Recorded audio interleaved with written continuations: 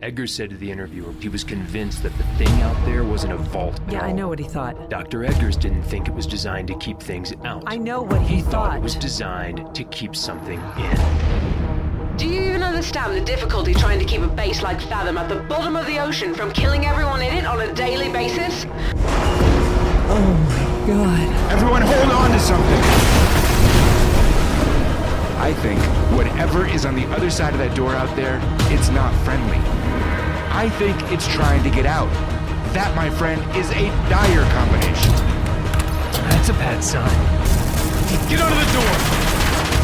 It's spreading like some kind of technological contagion. We can either stop it here or watch the world burn.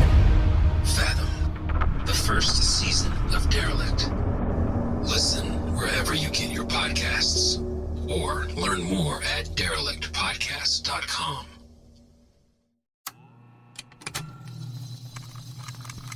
Contained herein are the heresies of Radolf Buntwine, erstwhile monk turned traveling medical investigator. Join me as I study the secrets of the divine plagues and uncover the blasphemous truth that ours is not a loving God, and we are not its favored children. The heresies of Radolf Buntwine, wherever podcasts are available.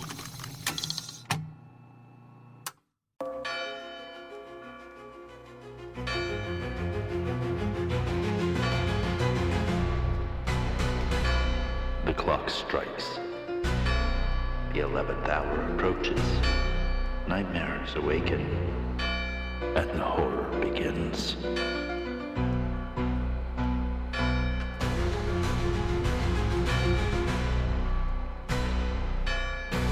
Welcome, minions, to another chilling episode of the 11th Hour audio podcast. Tonight we will delve into the eerie and unsettling world of isolation and spectral presence with a story that will chill you to the bones. Imagine a life where the once comforting sounds of the city have faded into a haunting silence. Ethan finds himself trapped in an empty apartment, surrounded by the echoes of a life that once was. In this void, a whisper begins to stir, a whisper that grows into a haunting melody, a spectral presence that refuses to be ignored. As the city's heartbeat slows, his world contracts, leaving him alone with his thoughts and the relentless quiet. The whispers become both a torment and a twisted form of companionship, filling the void left by a lost love. Before we dive into this haunting narrative, I must warn you, there are interruptions ahead. Unwanted, intrusive messages that break the silence, much like the ghostly whispers that plague our protagonist. Brace yourself, for even in the depths of horror, the mundane finds a way to intrude. As a podcast network, our first priority has always been audio and the stories we're able to share with you. But at Realm, we also sell some pretty cool merch, and organizing that was made both possible and easy with Shopify. When you think about successful businesses like Aloe or Allbirds or Skims, an often overlooked secret is the business behind the business that makes selling and, for shoppers, buying simple. For millions of businesses, that business is Shopify. That's because nobody does selling better than Shopify. It's the home of the #1 checkout on the planet. And the not-so-secret secret that's definitely worth talking about is that ShopPay boosts conversions up to 50%. That's more happy customers and way more sales going. If you're hoping to grow your business, your commerce platform better be ready to sell wherever your customers are scrolling or strolling, on the web, in your store, in their feed, and everywhere in between. Businesses that sell more, sell on Shopify. Upgrade your business and get the same checkout we use with Shopify. Sign up for your $1 per month trial period at shopify.com/realm, all lowercase. Go to shopify.com/realm to upgrade your selling today. Shopify.com/realm.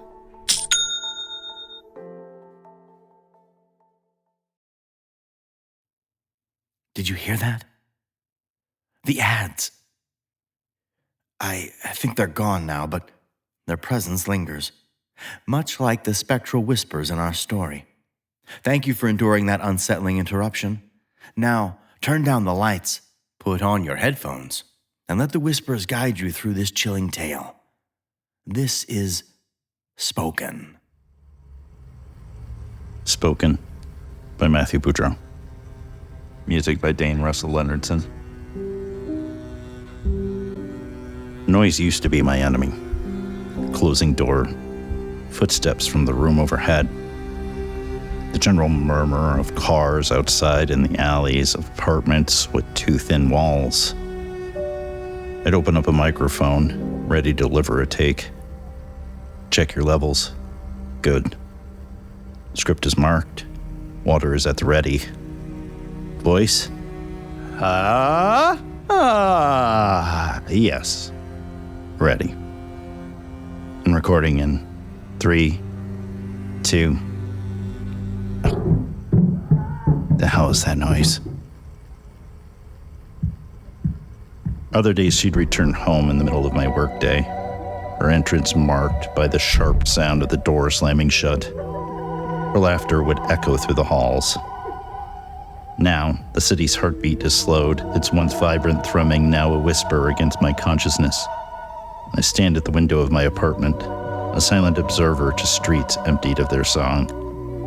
The cacophony of life that used to spill through these thin walls, the honking of horns, the laughter of passers-by, the syncopated rhythm of footsteps, they're gone to me now, leaving a void that echoes with nothing but ghosts. The expanse of my life, once measured by the endless possibilities of the city, is now defined by the confines of this space. I find myself alone, drowning in the stillness, a constant reminder of all that's been lost in the fading din of the city outside. A stark, barren silence that aches for a voice to break its grip. The monotonous whirring of the ceiling fan. The constant drone of the refrigerator. They're mere whispers against the deafening quiet. There is no refuge. I invent reasons to make business calls in the middle of the day just to hear a human voice. I seek refuge in music, letting it wash over me in waves of melody and rhythm, dancing in my chair to keep my mind off the quiet. The empty, consuming stretches of silence. Sleep on the couch and leave the TV on, letting the voices from the screen pretend to fill the void where hers used to be. But the television won't wrap its arms around me. And once again, I find myself longing for someone to talk to. Her voice. Any voice. As the silence deepened, a whisper began to stir. First, a soft murmur, like the rustle of leaves in a distant wind. Then, slowly, the whisper emerged, curling into the stillness of my apartment, each utterance more distinct than the last. She was hesitant at first, testing the waters of this newfound quiet. But with each passing moment, she grew bolder, her susurrations weaving through the air, a tapestry of sound in a world gone mute. I would catch fragments, a syllable here, a breath there, just enough to make me turn. She seemed to know me, to speak directly into the hollows of my solitude. Company and torment all at once, filling the void with her intangible presence, unseen and refusing to be ignored. Presence was ethereal, her whispers a haunting melody that seemed to resonate with the very timbre of lost love. They were poignant reflections of my own memories, a mirror to the past I had lived. Each whisper carried with it the intimacy of moments we had shared, the warmth of laughter, the softness of whispers shared in the dark, the sharp sting of loss. She drew from the deep well of my experiences, replaying my intimate secrets with a fidelity that made my heart ache with longing and remembrance. Her words, though soft, were laden, each syllable a reminder of the absence left in my life. The whispers grew around me, filling the corners of this mausoleum of memories. Our intimacy was a cruel irony, underscoring the chasm between living and what was lost. The more I listened, the more the whispers seemed to speak of a time that can never be reclaimed. The vestige of a voice sought to bridge the chasm with mere murmurs. There was a sense of unfinished business, an intangible thread of life that kept her tethered to this realm. To me. Perhaps she whispered to comfort, to offer a spectral balm to the wounds of loss that had yet to heal. Or maybe, in her own way, she sought closure, a final farewell that had been denied by the suddenness of fate. She reaches out, a delicate attempt to reconnect, to make sense of the separation that neither of us had chosen. But there was something more, deeper resonance within her intonations, as if she was guiding me. Her whispers a map to navigate the labyrinth of grief that had ensnared my heart. In her presence, I found a strange solace, a companionship that transcended the boundaries of life and death. Her whispers became my anchor in the silence, a haunting melody that promised, even in the depths of solitude, I was not truly alone. Her whispers intensified, no longer a fleeting murmur, but a constant enveloping presence, a sensation so real it raised goosebumps on my skin. Her spirit reached out and touched me, a caress that was both comforting and unnerving, the coldness of it. But her call, or maybe it was just the loneliness, was like that of a siren, beckoning both beautiful and dangerous. She sought companionship. In me, she found a kindred soul. Her whispers wove a web around me, each thread a promise of connection, of understanding, of an end to the unbearable solitude. It was a call that was increasingly difficult to resist. In her voice, I found the echoes of my longing. The whispers became my world, an omnipresent, haunting intimacy. Part of me craved the comfort they offered, the semblance of connection in a life otherwise devoid of it. Yet another part recoiled at the thought of surrendering to the spectral presence that had forced itself into my lonely world. The spirit's touch, mere wisp of sensation, ignited a firestorm of emotions within me. It was a comfort that came with a price, a chilling reminder that I was alone, truly alone, save for her voice. As the outside world continued its silent vigil, the whispers became my only solace, my only connection to a semblance of life. They were intimate. She knew my deepest fears, my most guarded secrets. I felt myself slipping further. The silence outside no longer felt like a mere absence of sound. It was a canvas on which she painted her haunting symphony. And I myself descended into a world where whispers were the only truth, and the silence was a distant memory. Her whispers wove themselves around my consciousness. I could no longer discern where they ended and I began. I found myself standing in the center of my living room, the epicenter of my isolation. The whispers were insistent, demanding my attention, my response. But it was in this moment of overwhelming noise that a sliver of silence found me. A silence so profound, it cut through the din like a knife through water. It was in this slice of quiet that I heard my own voice, a voice that had been drowned out for so long. Enough, I whispered, my voice barely audible over the spirit's relentless murmurs. The whispers halted, as if taken aback by my sudden assertion of self. The atmosphere shifted.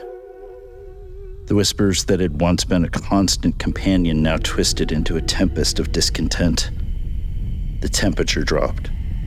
The air grew thick. The whispers turned sharp, no longer the seductive murmurs of a kindred soul, the anguished cries of a being not used to being denied. Enough, she hissed. The word distorted, a reflection of her turmoil, Enough? Enough, I whispered again. Her presence loomed larger, a pressure that filled the room, a physical manifestation of her unrest. I could feel her all around me. The air changed with her energy, her whispers now a cacophony of chaos.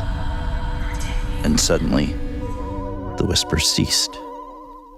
The absence of her whispers. The absence was unnerving. A stark void where once there was a constant stream of murmured presence. It roared in its silence, a cessation that felt like being plunged into an abyss without warning. The quiet was excruciating, a relentless siege upon my senses.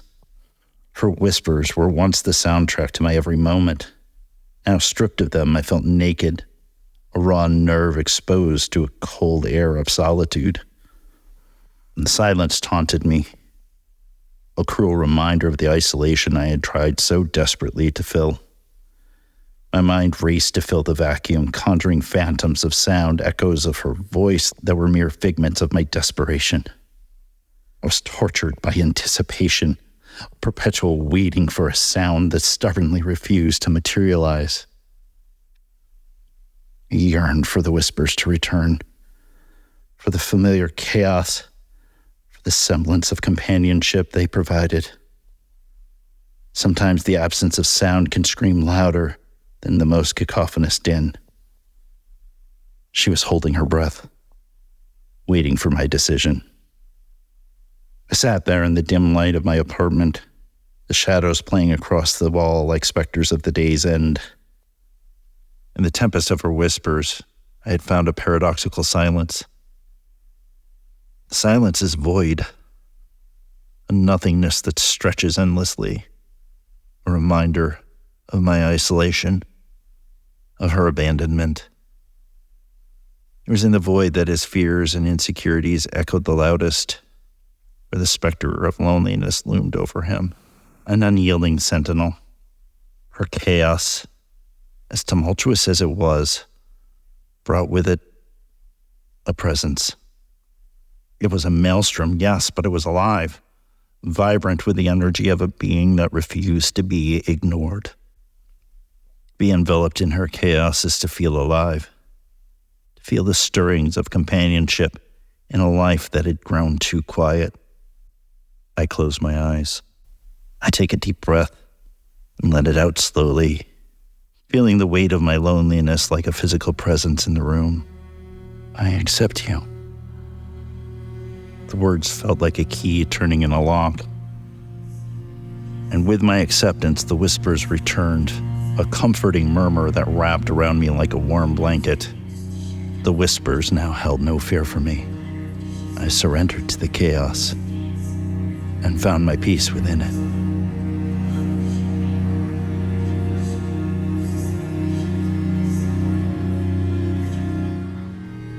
Hey everybody, this is Matthew Boudreau with 11th Hour Audio. We've had some big changes in our world and some new opportunities open up. With new changes come new directions and exciting new adventures. Tell your horror-loving friends about us. It's going to be a fun ride.